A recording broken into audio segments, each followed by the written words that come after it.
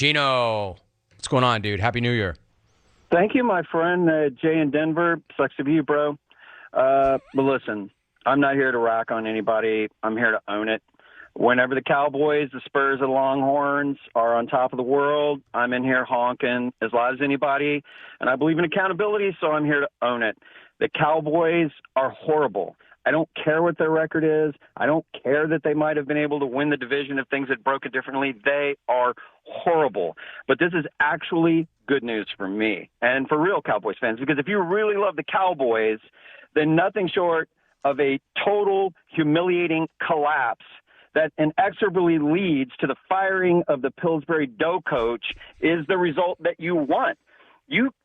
Cowboys going into the playoffs and winning, worst case scenario. That means this organization is going to stand pat, but an absolute incompetent failure, that one that is so horrible that even Jared can't spin it, that's what we need. My Cowboys are a joke. The Longhorns are a conundrum at best, more resources than most NFL teams, and can't look better than embarrassing in almost every sport.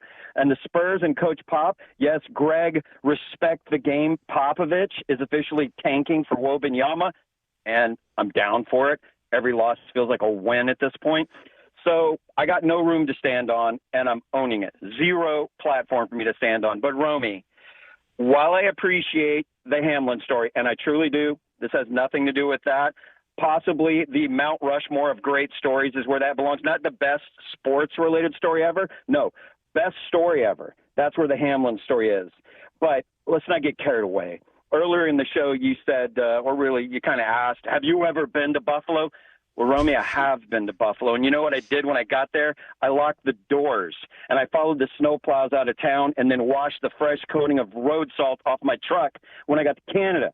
Buffalo, your city sucks. I'm sorry, man. It's true. Wake up.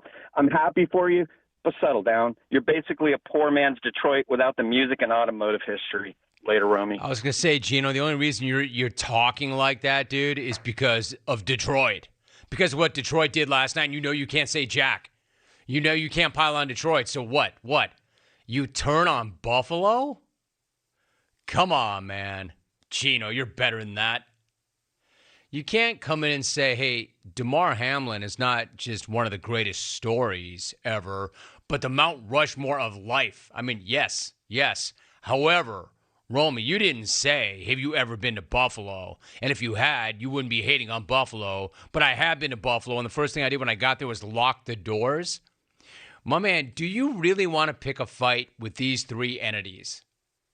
The entire city of Detroit, the entire town of Buffalo, and Scottie Pippen.